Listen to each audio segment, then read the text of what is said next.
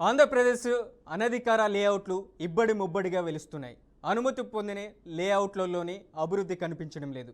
కొంతమంది రియల్టర్లను మినహాయిస్తే కొనుగోలుదారులకు కుచ్చుటోపి పెట్టే రియల్టర్లే అధికంగా ఉన్నారు. ఎన్టీఆర్ జిల్లాలో రాజధాని పేరుతో స్థలాల విలువ గణనీయంగా పెరగడంతో అదే స్థాయిలో భూ విక్రయాల్లో మోసాలు తరచూ బయటపడుతున్నాయి. పలు ప్రాంతాలలో రియల్ ఎస్టేట్ వెంచర్లు అనుమతులు లేకుండా ప్రభుత్వ ఖజానాకు గండి కొడుతూ అమ్ముతున్నారు. అనుమతులు లేని రియల్ ఎస్టేట్ వెంచర్ల అమ్మకాలలో కూటమి నేతలు అనుచరులే ఉన్నారని వాదనలు బలంగా వినిపిస్తున్నాయి. ఎన్టీఆర్ జిల్లా జగ్గయ్యపేట పట్టణం నియోజకవర్గం ఎమ్మెల్యే శ్రీరామ్ తాతయ్య కుటుంబ సభ్యులు రియల్ మోసం వెలుగులేకొచ్చింది. ప్రభుత్వ భూమిలో వెంచర్లు వేసి నిబంధనల ప్రకారం అన్ని సౌకర్యాలు కల్పిస్తామని నమ్మబలికి 100కు పైగా ప్లాట్లు అమ్మేశారని బాధితులు వాపోతున్నారు. అనుమతులు లేని వెంచర్లకు మున్సిపాలిటీ పాలక మండలి అనుమతులతో కరెంట్ పోల్స్ ఏర్పాటు చేయడంతో అసలు విషయం బయటకు వచ్చింది. దీనిపై మున్సిపాలిటీ 5వ వార్డు కౌన్సిలర్ వట్టెం మనోహర్ సాక్షాత్తు కౌన్సిల్ సమావేశంలో మున్సిపాలిటీ ప్రభుత్వ ఆదాయాన్ని కొందరు వ్యక్తులు అక్రమ లేఅవుట్లు వేసి గండి కొడుతున్నారు, అమ్ముతున్నారని వాదనలు వినిపించారు. ఇప్పటికే జగ్గయ్యపేట మున్సిపాలిటీలో సుమారు 100 ఎకరాల మేర ఎటువంటి అనుమతులు లేకుండా అమ్మారని ఆయన వాదించారు. ఇటువంటి అనుమతులు లేని అక్రమ లేఅవుట్లు ఇటు మున్సిపాలిటీకి డెవలప్మెంట్ పేరుతో రావాల్సిన 10 ఎకరాల్లో స్థానిక అధికార పార్టీ నాయకులు ఎమ్మెల్యే శ్రీరామ్ తాతయ్య కుటుంబ సభ్యులు కోట్లు గడిస్తున్నారని కౌన్సిలర్ వట్టెం మనోహర్ అన్నారు. గతంలోనూ రాజధాని వస్తుందంటూ హడావిడి చేసి వెంచర్ వేస్తున్నామని ఎమ్మెల్యే శ్రీరామ్ తాతయ్య తమ్ముళ్ళు శ్రీరామ్ చిన్నబాబు అలియాస్ ధనుంజయ్, శ్రీరామ్ సాయి ప్రసాద్ అనుచరుడు రియల్ ఎస్టేట్ వ్యాపారి విజయ్ కుమార్ 200 మంది నుంచి లక్షలాది రూపాయలు వసూలు చేశారు. ధనం బోర్డులోని హిల్ టాప్ వెంచర్ పేరిట ఓ ప్రాంతాన్ని చూపించినా ఎవరు ఫ్లాట్ ఏది అని చెప్పకుండా రాజకీయ పలుకుబడితో నెట్టుకొచ్చారు. దీంతో డబ్బులు చెల్లించిన వారంతా హిల్ టాప్ వెంచర్కు చేరుకొని ఆందోళన చేపట్టారు. ఎమ్మెల్యే తాతయ్య అనుచరులు తమ్ముళ్ళు బాధితులపై దాడికి దిగారు.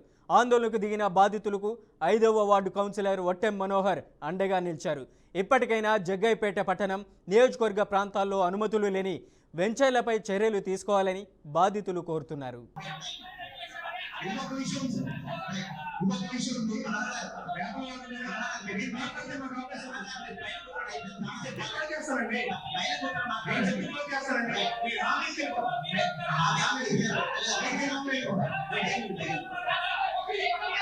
గతంలో జగన్మోహన్ రెడ్డి గారు ఉన్నప్పుడు లేకపోతే ఇబ్బంది అవుతుంది.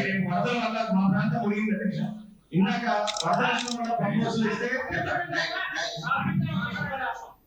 సార్ నేను ఒకటి చెప్తాను.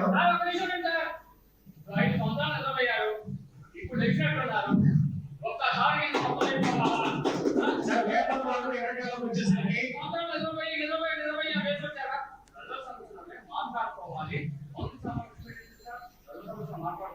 ఇది సమస్య.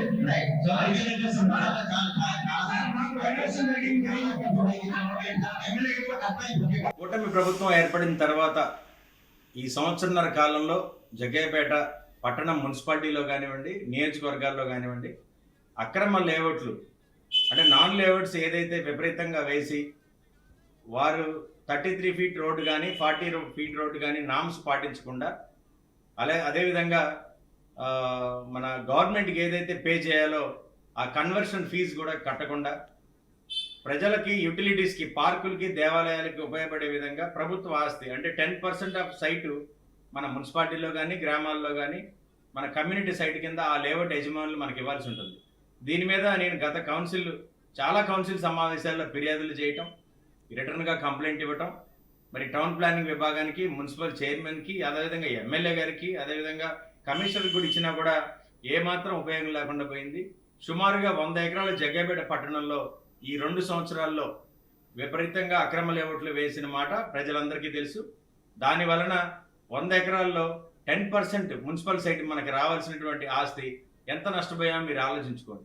ఇవాళ సెంటు జగ్గయ్యపేటలో పట్టణంలో 2,50,000 నుంచి 5 లక్షల రూపాయల వరకు ఎక్కడ దొరికే పరిస్థితి లేదు.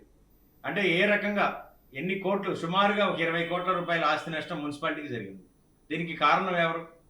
గతంలో కూడా మేము ఆరోపించాం, కౌన్సిల్లో ఫిర్యాదు చేశాం. శాసనసభ్యులు చూసి చూడనట్లుగా ఈ విధంగా ఉండటం, మున్సిపల్ చైర్మన్ రాఘవేంద్ర కూడా ఈ అక్రమ లేఅవుట్ల మీద కౌన్సిల్లో చర్చ జరగకుండా అడ్డుపడటం, దాని మీద కనీసం టౌన్ ప్లానింగ్ అధికారి కూడా లేదు. కూటమి ప్రభుత్వం ఏర్పడిన తర్వాత ఈ సంవత్సరన్నర ఈరోజు జగ్గయ్యపేట మున్సిపాలిటీ పరిధిలో అక్రమ లేఅవుట్లు యథేచ్ఛగా కొనసాగుతున్నాయి. గత 8 మాసాలుగా జగ్గయ్యపేట పురపాలక సంఘం పరిధిలో ఉన్న పట్టణంలో బలుసుబాటు road, Shantinagar, Satyanarayanapuram, RTC colony, తొరగొంటపాలెం పరిసర ప్రాంతాల్లో సుమారుగా 50 నుంచి 100 ఎకరాల అక్రమ లేఅవుట్లు వేయడం జరిగింది. అడ్డగోలుగా వ్యాపారాల కోసం సరైనటువంటి రోడ్లు సదుపాయాలు కల్పించకుండా, అనుమతులు లేకుండా సబ్ రిజిస్ట్రార్ వ్యవస్థను అడ్డం పెట్టుకుని రిజిస్ట్రేషన్లు చేసుకుంటున్నారు. దీనిపై మున్సిపల్ కౌన్సిల్ సమావేశాల్లో కూడా నేను పలుసార్లు చైర్మన్ దృష్టికి, అధికారుల దృష్టికి తీసుకొచ్చాను. ముఖ్యంగా టౌన్ ప్లానింగ్ విభాగం ఇట్లాంటి వాటి మీద పూర్తిగా ఫెయిల్ అయింది. దానికి ఉదాహరణగా ఈరోజు మీరు చూసుకుంటే బలుసుబాటు రోడ్లో తార్ రోడ్డు కానుకొని పదుల సంఖ్యలో వెంచర్లు వేశారు. దానివల్ల సుమారుగా జగ్గయ్యపేట మున్సిపాలిటీకి ఈ 8 మాసాలుగా 10 కోట్ల రూపాయల మున్సిపల్ స్థలాలు విలువైనవి మనం పోగొట్టుకోవడం జరిగింది. వాటికి బాధ్యులు ఎవరు? మున్సిపల్ అధికారులు కాదా? ఈ రాష్ట్ర ప్రభుత్వంలో మున్సిపల్ శాఖ మంత్రి నారాయణ గారు మున్సిపాలిటీ లిమిట్స్లో అక్రమ లేఅవుట్లను ఎంకరేజ్ చేయొద్దు, చర్యలు తీసుకోమని ఆదేశాలు ఇచ్చారు. కానీ జగ్గయ్యపేట పురపాలక సంఘం అధికారులు మాత్రం వాటిని లెక్క చేయట్లేదు. పూర్తిగా ఆ వ్యాపారస్తులకి అమ్ముడు పోయి వీళ్ళు ఈ అక్రమ లేఅవుట్లు ప్రోత్సహిస్తున్నారని వైఎస్ఆర్ కాంగ్రెస్ పార్టీ తరఫున మేము డిమాండ్ చేస్తా ఉన్నాం. ఈరోజు జగ్గయ్యపేట మున్సిపాలిటీ పరిధిలో అక్రమ లేఅవుట్లు యథేచ్ఛగా కొనసాగుతున్నాయి. గత 8 మాసాలుగా జగ్గయ్యపేట పురపాలక సంఘం పరిధిలో ఉన్న పట్టణంలో బలుసుబాటు. ఇక దీనికి సంబంధించినటువంటి జగ్గయ్యపేటలో జరుగుతున్నటువంటి అక్రమ లేఅవుట్లకు సంబంధించి మనతో మాట్లాడడానికి కౌన్సిలర్ వట్టెం మనోహర్ లైవ్లో ఉన్నారు. వట్టెం మనోహర్ గారు నమస్తే అండి. వట్టెం మనోహర్ గారు, ఏంటి జగ్గయ్యపేటలో విచ్చలవిడిగా అధికార లేఅవుట్లు వేసి కోట్లు గడిస్తున్నారనే ఆరోపణలు ఉన్నాయి, ఏం చెప్తారు? ఇది జగ్గయ్యపేట పట్టణం మున్సిపాలిటీ సుమారు 55,000 మంది జనాభా నివసిస్తూ ఉంటారండి ఇక్కడ. ఈ మధ్య కాలంలో కౌన్సిల్లో స్పెషల్ మున్సిపాలిటీగా దీన్ని కౌన్సిల్ తీర్మానం చేసుకొని ఉన్నతాధికారులకి ప్రభుత్వం దృష్టికి తీసుకెళ్లడం జరిగింది. ఈలోగా ఈ కౌన్సిల్ ఏర్పడి 2021 నవంబర్ నుంచి 2026 ఈ నవంబర్కి 5 సంవత్సరాలు పూర్తవబోతా ఉంది. ఆ రోజు నుంచి మొట్టమొదటి నుంచి చైర్మన్ రాఘవేంద్ర గానే ఉన్నాడు. మరి అప్పుడు కూడా 1-2 నాన్ లేఅవుట్లు వేసినా కూడా నేను అధికార పార్టీలో ఉన్నప్పుడు కూడా ఈ జగ్గయ్యపేట పట్టణంలో ఉన్నటువంటి మున్సిపాలిటీకి సంబంధించిన ఆస్తులు ఏది నష్టం జరిగినా నేను వ్యతిరేకించేవాడిని. అలాగే జగ్గయ్యపేట నియోజకవర్గంలో తెలుగుదేశం కూటమి ప్రభుత్వం ఏర్పడిన తర్వాత మున్సిపల్ చైర్మన్ రాఘవేంద్ర పార్టీ మారి వైఎస్ఆర్సీపీ నుంచి తెలుగుదేశంలోకి వెళ్ళి జాయిన్ అవ్వడం జరిగింది.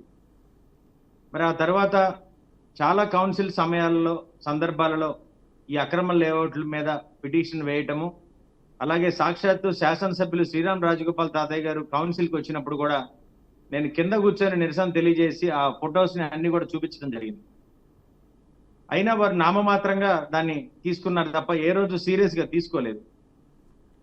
ఏదైనా సరే వారు కానీ వారి అనుయాయులు కానీ ఈ యొక్క ప్రభుత్వానికి రావాల్సినటువంటి ఆదాయాన్ని గండి కొడితే రేపు రాబోయే రోజుల్లో జగ్గయ్యపేట ప్రజలు ఇబ్బంది పడతారు.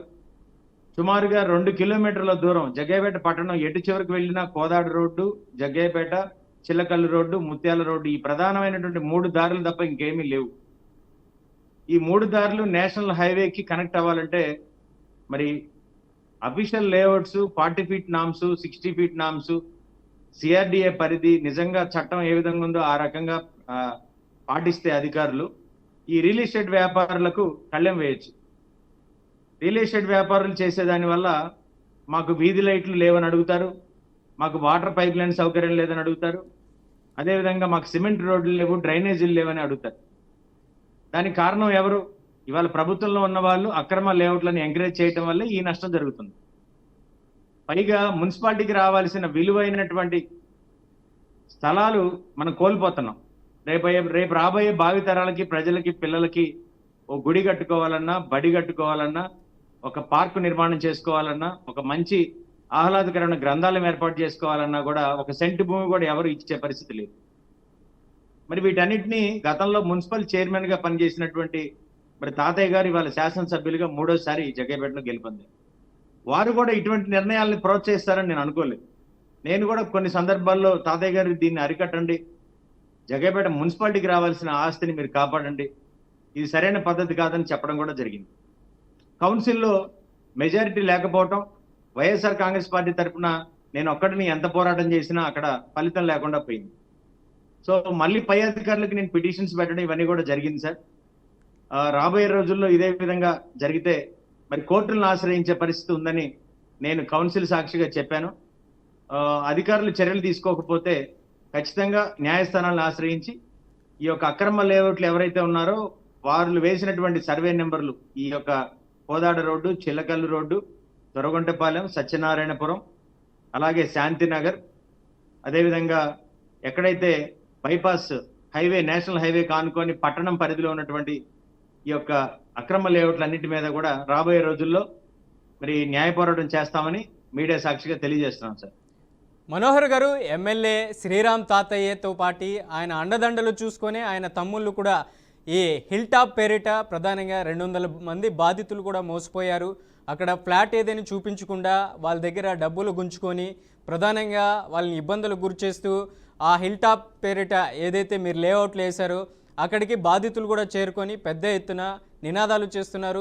ఎమ్మెల్యే శ్రీరామ్ తాతయ్య మీద చర్యలు తీసుకోవాలి, వాళ్ళ తమ్ముళ్ళు ఉన్నటువంటి శ్రీరామ్ చిన్నబాబు అలాగే శ్రీరామ్ సాయి ప్రసాద్ మీద కూడా చర్యలు తీసుకోవాలని కోరుతున్నప్పటికీ ఏంటి అధికార పార్టీ ఉందని అండదండలతో అక్కడ ఉన్నటువంటి అధికారులు కూడా చర్యలు తీసుకోలేకపోతున్నారా?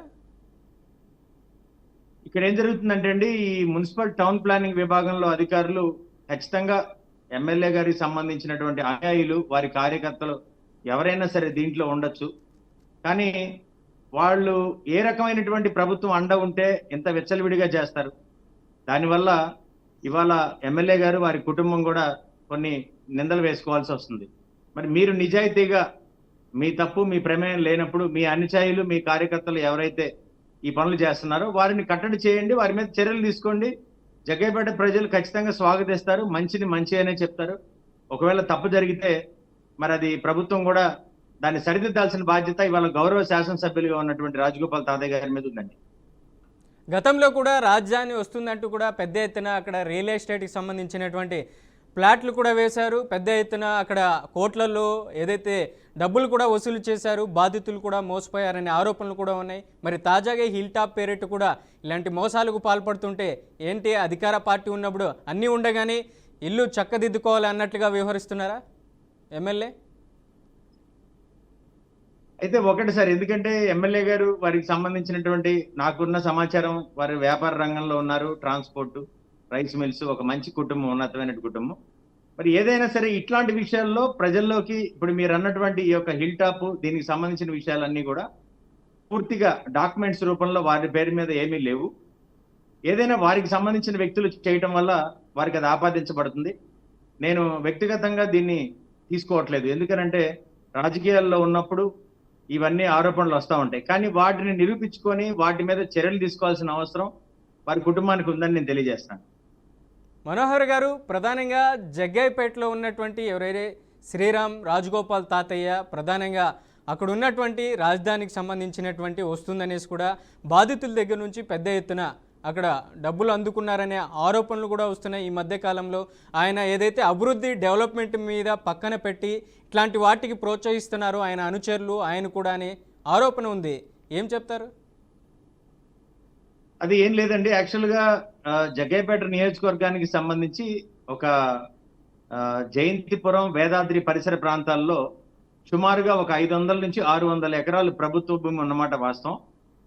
ఈ ప్రభుత్వ భూమిని ప్లాటింగ్ లాగా వేసి ఇండస్ట్రియల్ హబ్ గా తయారు చేయాలని ప్రభుత్వం ఒక ప్రతిపాదన చేస్తుంది.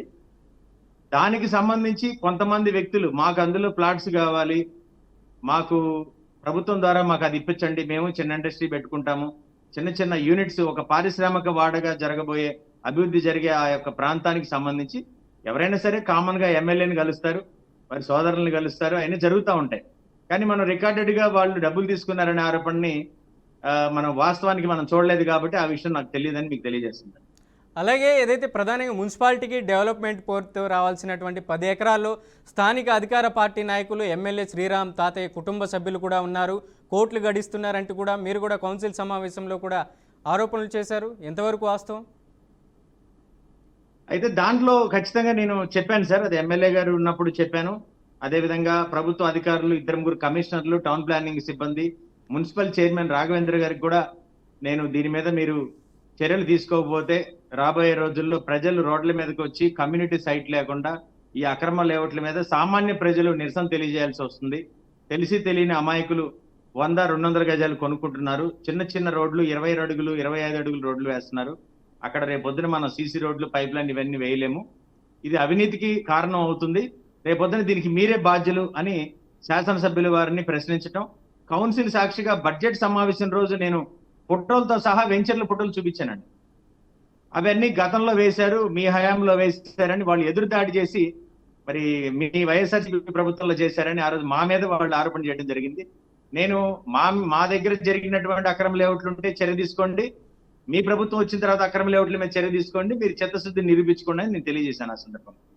మరి అటువంటి సమయంలో ఎమ్మెల్యే శ్రీరామ్ తాతయ్యతో కూడా మీరు ఏదైతే ఫోటోలతో సహా బడ్జెట్ సమావేశాలకు ముందు చూపించారంటున్నారు, అక్రమంగా లేఅవుట్లు వెంచర్లు వేశారనేసి కూడా ఏమాత్రం స్పందించలేదా ఇటు ఎమ్మెల్యే కానీ అక్కడ ఉన్నటువంటి మున్సిపాలిటీకి సంబంధించినటువంటి చైర్మన్ రాఘవేంద్ర కూడా? స్పందించలేదండి. నామమాత్రంగా మున్సిపల్ కమిషనర్ ఒక లెటర్ ని సబ్ రిజిస్ట్రార్ కి రాస్తాడు, ఆ కాపీ మాకు ఇస్తారు, కానీ సబ్ రిజిస్ట్రార్ రిజిస్ట్రేషన్లు చేస్తానే ఉంటాడు. రైట్. ఏంటి అధికార పార్టీ అండదండలతోనే ఇలా చేస్తున్నారనుకోవాలా మొత్తానికి?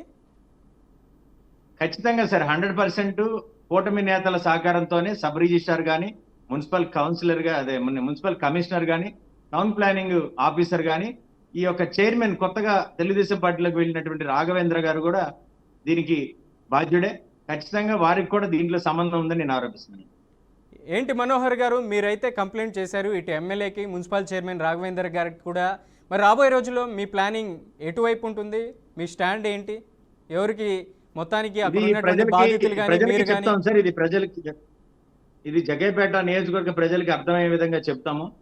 ఇంత పెద్ద ఎత్తున ప్రభుత్వానికి రావాల్సినటువంటి ల్యాండ్ కన్వర్షన్ ఫీజు, అదే విధంగా కమ్యూనిటీ సైట్ 10% ఆఫ్ అంటే ప్రజలకి వచ్చే ఆస్తి, ఈ ఆస్తిని ప్రజలకు రాకుండా చేయడంలో వారికి వచ్చే మేళ్లు, అదేవిధంగా వారి అనుయాయులు కార్యకర్తలు లాభాలు పొందే విధానాన్ని ప్రజలకు చెప్తాము. ఏదైతే మేము కంప్లైంట్ చేశామో, నేను కౌన్సిలర్ గా ఫిర్యాదు చేశానో ఆ సర్వే నెంబర్ల మీద, వాటి మీద న్యాయ పోరాటం చేస్తాను, కోర్టును ఆశ్రయిస్తానని తమ ద్వారా తెలియజేస్తాను. మనోహర్ గారు, హిల్ టాప్ పేరిట ఏదైతే అక్రమ లేఅవుట్లు వెంచర్లు వేశారో అక్కడ ఉన్నటువంటి బాధితుల మీద వ్యక్తిగతంగా దాడి చేయడం ఎమ్మెల్యే తమ్ముళ్ళు ఎంతవరకు శోచనీయమంటారు? ఇది ఇందాక మీరు చెప్తున్నప్పుడు నేను చూశానండి, లైవ్ లో ఈ ప్రోగ్రామ్ లో చూశాను. వాస్తవానికి అది గవర్నమెంట్ ఇంకా అలాట్ చేయలేదండి. అక్కడ సర్వే జరుగుతుంది, ప్లాటింగ్ జరుగుతుంది. మరి ఈలోగా వాళ్ళు ఎందుకు డబ్బులు ఇవ్వాల్సి వచ్చింది? నిజంగా అది ఆ విధానం తప్పు కదా. వాళ్ళు కూడా డబ్బులు అది ఇవ్వకూడదు. అది ఏ పర్సన్ ఎవరి చేతికి డబ్బులు ఇచ్చారనేది మనం ఆధారాలు లేకుండా నేను దాని గురించి ప్రస్తుతం ఉన్న సమాచారం నాకు లేదని చెప్తున్నాను సార్. మరొకసారి ఎమ్మెల్యే దృష్టికి ఏమైనా తీసుకెళ్తారా ఈ విషయాలన్నింటి మీద? మరి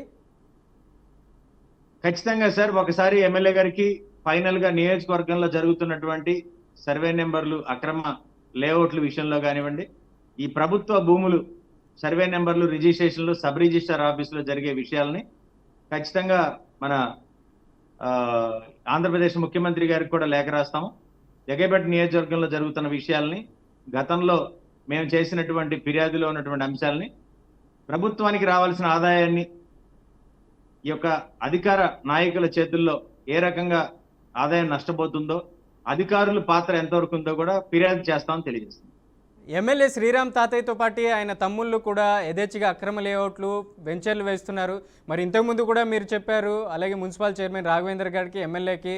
మరి ఈసారి చెప్తే వినేటువంటి పరిస్థితి ఉంటుందా? ఖచ్చితంగా వినరండి. ఎందుకంటే ఇప్పుడు చాలా సందర్భాల్లో చెప్పాము, పాలకవర్గం వాళ్ళది, మెజారిటీ కౌన్సిల్ సభ్యులు జనసేన, తెలుగుదేశం పార్టీ సభ్యులుగా ఉన్నారు. ఒంటరి పోరాటం అవుతుంది. సో వారికి సరైనటువంటి చర్య తీసుకోవాలంటే న్యాయస్థానమే దీనికి సరైన పరిష్కారం అని మాకు అనిపిస్తా ఉంది ప్రస్తుతానికి చూస్తుంటే. హిల్ టాప్ పేరిట మోసపోయినటువంటి బాధితుల పక్షాన, బాధితుల మీద వ్యక్తిగత దాడి చేస్తున్నటువంటి ఎమ్మెల్యే తమ్ముళ్ళు, అక్కడ ఉన్నటువంటి బాధితుల పట్ల మీరు భరోసా కల్పించేటువంటి అవకాశం ఉందా? అక్కడ ఏమైనా సపోర్ట్ చేస్తారా? ఖచ్చితంగా ఇప్పుడు ఈ హిల్ టాప్ కి సంబంధించి ఒకవేళ డబ్బులు వాళ్ళు ఇచ్చినట్టుగా వాళ్ళు ఎవరైతే ఇప్పుడు ఆధారాలు, అగ్రిమెంట్స్ అన్ని కూడా చూపించినట్లయితే ఖచ్చితంగా వారికి వైఎస్ఆర్ కాంగ్రెస్ పార్టీ తరఫున మద్దతు ఇస్తాము. వారికి సెక్యూరిటీగా వాళ్ళ డబ్బులు వాళ్ళకి తిరిగి ఇప్పించే విధంగా పోరాడతాం. ప్రభుత్వానికి కూడా ఇక్కడ జరిగినటువంటి విషయాల్ని ఒక ప్రతిపక్షంగా బాధ్యతగా మేము వారికి తెలియజేస్తాం. రైట్, లైవ్లోకి వచ్చినందుకు వట్టెం మనోహర్ గారు థ్యాంక్ యూ అండి.